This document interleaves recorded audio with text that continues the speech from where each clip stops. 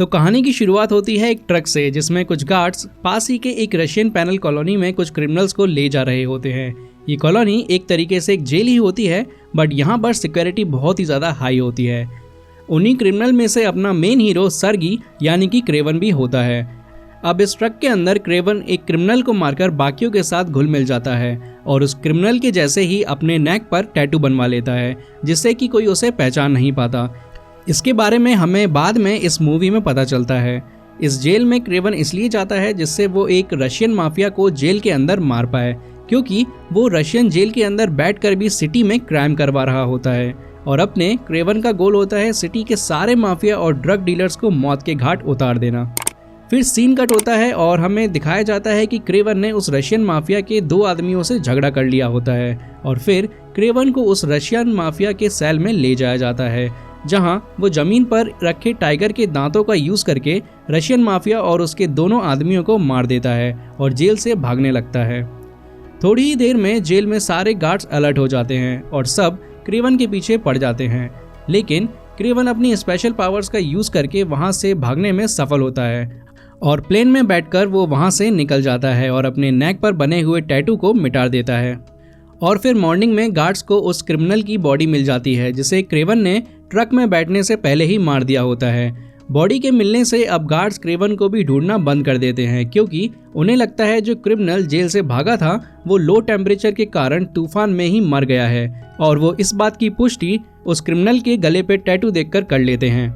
अब कहानी 16 साल फ्लैशबैक में चली जाती है।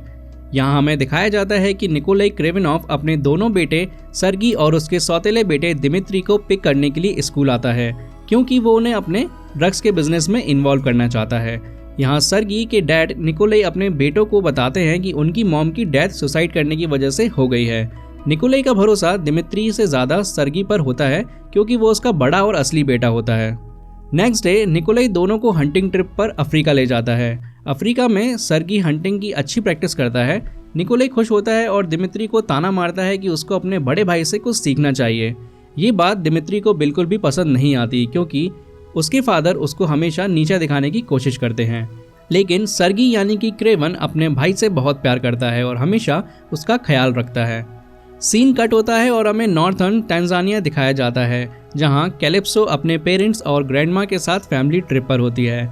कैलिप्सो की ग्रैंडमा एक कार्ड रीडर होती है जो प्रेडिक्ट करती है कि कैलिप्सो जल्दी से एक एक्सीडेंट देखेगी और किसी की हेल्प करेगी। उसकी ग्रैंडमा उसे एक टेस्ट ट्यूब में एक सीरम भी देती है जो उसकी ग्रैंडमा को उसके पापा ने दिया हुआ होता है।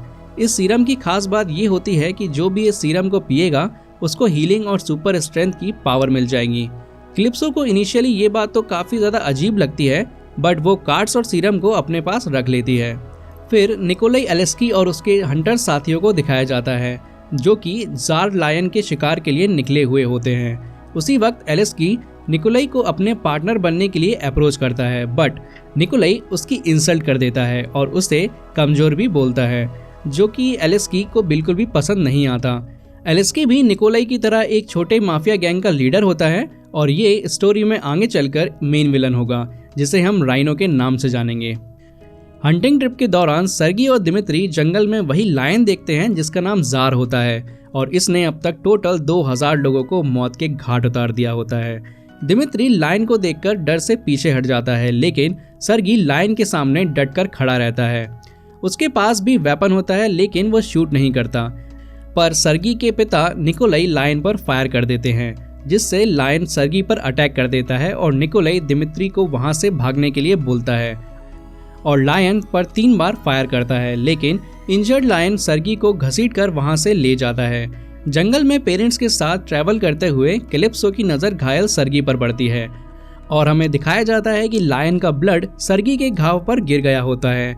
तभी कैलिप्सो तुरंत उसको वो सीरम पिलाती है जो कि उसकी ग्रैंडमा ने उसको दिया होता है, और एक लायन वाला कार्ड उसके पास रख देती है और एयर एम्बुलेंस को इन्फॉर्म कर देती है। हॉस्पिटल में सर्गी की सांसें रुक जाती हैं और वो मर जाता है, बट 3 मिनट बाद वो वापस जिंदा हो जाता है, क्योंकि सर्गी के अंदर एनिमल लाइक पावर आ गई होती हैं। ये देखकर डॉक्टर भी शॉक्ड हो जाती है। निकोलाई सर्गी को हॉस्पिटल में नहीं रखना चाहता और उसे घर ले आता है। घर पर जब निकोलाई ये बताता है कि उस लायन को मार दिया गया जिसने सर्गी पर अटैक किया था, तो तो सर्गी को ये बात बिल्कुल पसंद नहीं आती। उसका फिजिकल और मेंटल एटीट्यूड पूरा चेंज हो चुका होता है, क्योंकि वो गन्स का यूज करके हंटिंग करने में बिलीव नहीं रखता और अब वो ऑलमोस्ट एक एनिमलिस्टिक इंसान बन गया होता है। वो अपने फादर पर गुस्सा होता है और घर छोड़कर चला जाता है। फिर स्टोरी प्रेजेंट टाइम में आती है, यानी कि 16 साल बाद। सर्गी अब पूरी तरीके से एक हंटर बन चुका होता है और अपने आप को क्रेवन नाम से बुरे लोगों को इंट्रोड्यूस करवाता है। सीन शिफ्ट होता है और हमें दिखाया जाता है कि कुछ लोग जंगल में जानवर के हॉर्न्स यानी कि सींग काट कर ले जा रहे होते हैं। जब क्रेवन को इसके बारे में पता चलता है तो वो उन लोगों को अपना नाम क्रेवन बताता है और ट्रक के लोगों को मार देता है। उसके बाद वो रशिया से लंदन जाता है अपने भाई दिमित्री का बर्थडे सेलिब्रेट करने के लिए। उसका भाई दिमित्री का अब खुद का एक क्लब है जहां वो गाना गाता है और किसी की भी आवाज़ को कॉपी कर लेता है, मतलब कि वो एक तरीके से अब पूरा गिरगिट बन चुका है। इसी वक्त क्रेवन को ये भी पता चलता है कि क्लिप्सो, जिसने उसे बचपन में लाइन वाला कार्ड दिया था, वो अब लंदन में एक लॉयर फर्म में काम करती है। क्रेवन उसे ढूंढते हुए एक फ्यूनरल में पहुंच जाता है जो कि क्लिप्सो के फ्रेंड की थी और वहां क्लिप्सो और क्रेवन का रीयूनियन होता है। यहाँ हमें ये भी पता चलता है कि जो क्रिमिनल क्लिप्सो के फ्रेंड का मर्डरर था उसे क्रेवन ने पहले ही मार दिया होता है। इसके बाद क्रेवन उसे बार बार मिलता रहता है और उससे सीरम के बारे में पूछता है, लेकिन वो साफ साफ मना कर देती है कि एक्स्ट्रा सीरम अब उसके पास नहीं है। सीन शिफ्ट होता है दिमित्री की पार्टी में जहां उसके फादर भी आए हुए होते हैं, बट क्रेवन अपने डैड से कोई भी बात करना नहीं चाहता। पार्टी खत्म होने के बाद रात में दिमित्री को राइनो यानी कि एलेस्की किडनैप करवा लेता है। क्रेवन उसे बचाने की पूरी कोशिश करता है, बट काफ़ी कोशिशों के बाद भी वो एंड में फेल हो जाता है। यहाँ एलेस्की का असली प्लान होता है क्रेवन को किडनैप करना, बट क्रेवन उसे रूम में नहीं मिलता तो वो दिमित्री को किडनैप करवा लेता है। राइनो क्रेवन को 2 वजह से किडनैप कराना चाहता था। पहला इसलिए क्योंकि क्रेवन एक हंटर था जो कि माफिया लोगों को मौत के घाट उतार देता था और राइनो को डर था कि कहीं वो उसे भी न मार दे। दूसरा इसलिए क्योंकि उसे पता चल गया था कि क्रेवन निकोलाई का बड़ा बेटा है और वो उससे बदला लेना चाहता था। इसी बीच हमें पता चलता है कि एलेस्की राइनो बनने से पहले एक डॉक्टर से मिला था जिसने उसको एक्सपेरिमेंट करके कमज़ोर से पावरफुल म्यूटेटेड राइनो बना दिया होता है। पूरी मूवी में आप एलेस्की के पीछे एक ब्लैक कलर का बैग देखेंगे जिसमें एक रेयर सीरम होता है जो कि पाइप के थ्रू एलेस्की की बॉडी से कनेक्ट होता है। अगर वो इस पाइप को हटा देगा तो वो राइनो में ट्रांसफॉर्म हो जाएगा। इसके बाद क्रेवन अपने फादर के पास जाकर उन्हें सारी इन्फॉर्मेशन देता है। उसके फादर उसको बताते हैं कि किडनैपर्स ने 20 मिलियन मांगे हैं और वो 20 मिलियन भी दे देगा, बट इसके बाद उसकी मार्केट में रेपुटेशन खराब हो जाएगी। तो वो पूरा ब्लेम अपने बेटे सर्गी पर डाल देता है क्योंकि लास्ट नाइट वही उसके साथ में था। ये चीज़ क्रेवन को बिल्कुल भी पसंद नहीं आती। और दूसरी तरफ हमें दिखाया जाता है कि दिमित्री को उसके किडनैपर यानी राइनो के पास ले जाया जा रहा होता है। इसी वक्त राइनो एक मशीनरी एक्सपर्ट को अपना पार्टनर बनाने के लिए मीटिंग बुलाता है। राइनो उस मशीनरी एक्सपर्ट को अपना पार्टनर बना लेता है ताकि वो दोनों मिलकर निकोलाई को ख़त्म करके उसका बिजनेस टेक ओवर कर सकें। और इवनिंग में राइनो का ये नया पार्टनर दिमित्री के क्लब में उसके फादर को मारने के लिए जाता है जहां उसका फादर भी होता है, बट निकोलाई बच जाता है और राइनो के नए पार्टनर को मार देता है। जब राइनो को ये पता चलता है कि उसका नया पार्टनर मारा गया और क्रेवन अपने भाई दिमित्री को ढूंढ रहा है, तब वो एक प्लान बनाता है। इसी बीच क्रेवन क्लिप्सो के ऑफिस का पता लगाता है क्योंकि उसे पता होता है कि वो एक लॉयर है और वो ही दिमित्री को ढूंढने में उसकी हेल्प कर सकती थी। और क्लिप्सो अपने सोर्सेस के थ्रू दिमित्री के किडनैपर्स को ट्रैक करने के लिए रेडी हो जाती है और थोड़ी देर में क्लिप्सो क्रेवन को उसके भाई की लोकेशन प्रोवाइड कर देती है जो उसे टर्की के एक मोनेस्ट्री में ले जाती है। अब हमें पता चलता है कि ये लोकेशन भी फॉल्स होती है और इस लोकेशन को दी फॉरेनर नाम का आदमी क्लिप्सो के रिसोर्स को उससे बताने के लिए कहता है।